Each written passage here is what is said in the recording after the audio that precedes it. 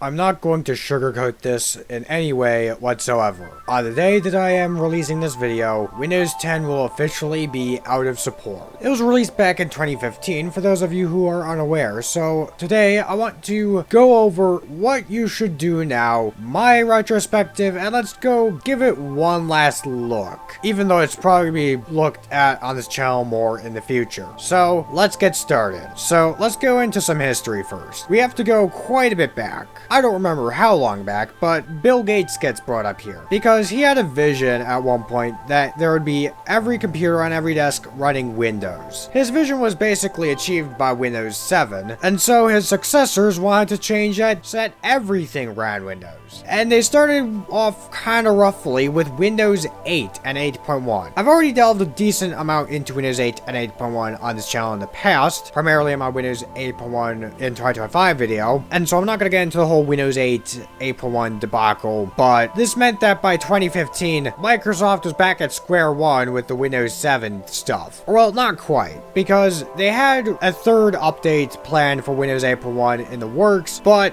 this wouldn't really get released. Instead, what they did was they basically took this and used it as a foundation for Windows 10. For those unaware, this third update introduced, or reintroduced, I should say, the Start menu, which had been absent throughout all of Windows 8.x. Microsoft also did something new and created the Windows Insider program, which would allow the public to get their hands on select beta builds of Windows going forward. And in July of 2015, Windows 10 was released to the public, and things got off to a bit of a rough start because of the Get Windows 10 program. This was a motive pushed on Windows 7 and 8.1 computers to get people to switch to Windows 10. It was, to put it simply, quite an annoyance, and there are even allegations that people's computers would upgrade without their consent overnight. But anyway, without getting too sidetracked, Windows 10 was supposed to be the quote-unquote last version of Windows. Basically, Microsoft was pushing a software as a service model, and to put it simply, this quote-unquote last version of Windows mentality aged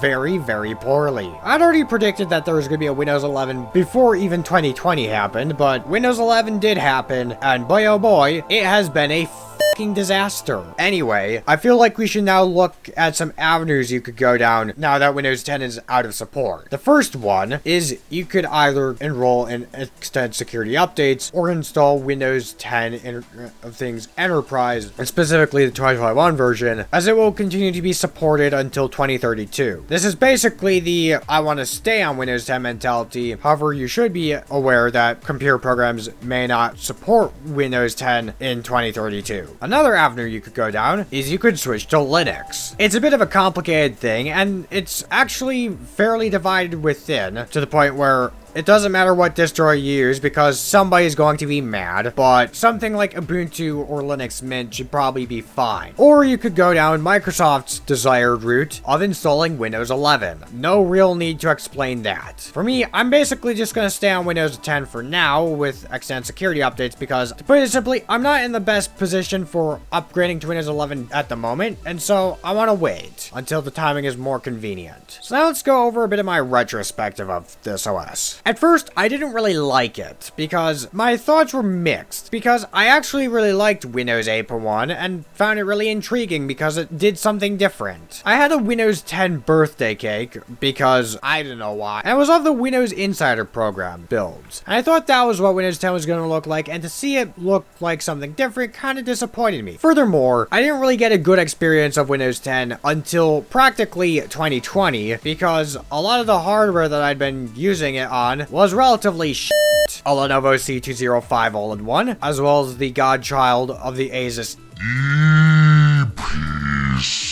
as well as a Dell Inspiron 3252, which, if you're not aware, that the Dell Inspiron 3252 is a shit computer. However, once I was able to get my hands on some actually competent hardware, such as an HP Pavilion laptop and a custom Frankenstein build of a PC, it was relatively tolerable, and especially 2020 onwards, my perception of it, I started to like it a whole lot more. In fact, I had switched to Windows 11, and while I was mostly alright with it, I switched back to Windows 10 because of driver issues, of which Windows 10 later also had the same driver issues. Thanks, NVIDIA. But overall, I would admit, I feel like I didn't really have enough time with this OS, and it feels really nice. I really am going to probably miss using this OS as my daily driver once a day comes, but anyway, enough with this. Let's actually go look at this OS for one last time on the fateful day before it joins Windows 7 and XP and 8.1 and all the other OSs I look at more frequently on this channel. We're going to be looking at Windows 10 22H2, and the computer of choice is going to be this Lenovo ThinkCentre M910S that I acquired secondhand on eBay. You basically provide the locale data, agree to the EULA, and set up your disks, and then you basically have a fair share of time to yourself to do various different things. Just remember to, once it's done with this first phase, unplug your USB before it tries to boot back into the installer, unless you want to go back to square one. Anyway, after this, we get to the out-of-box experience eventually, which provides the keyboard layout, asks for network, which we do not have on this computer as per tradition, user account creation, and the how much do you want Windows to spy on you. Anyway, let's actually go look at the operating system proper now. So the taskbar is fairly simple. It's got a search bar, which is a first for Windows. Of this search bar, there's different things that you can select. I haven't really paid too much attention to many of these menus until now, and it makes me further appreciate the OS looking at them. Despite this, the search system is fairly incoherent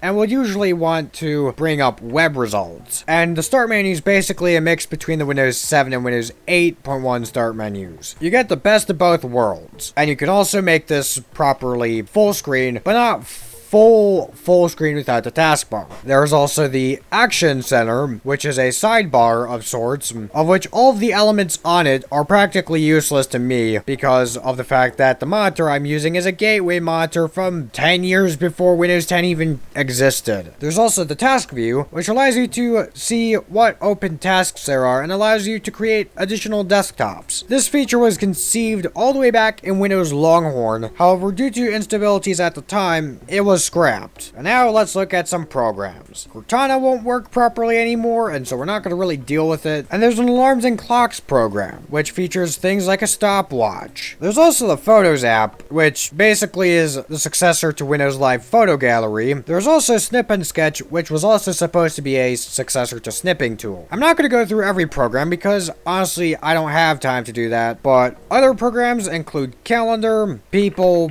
Windows Security, and Microsoft Edge, which was new. As a side note, the provided version of Edge is also a Chromium-based version of Edge after the original version of Edge ended up being a disaster. Despite this, I have a screenshot of my wall of a version of Windows 10 from 2016 or so. There's also the Windows Settings app with things such as the system settings, Windows Update, and personalization. But overall, I feel like that's basically that.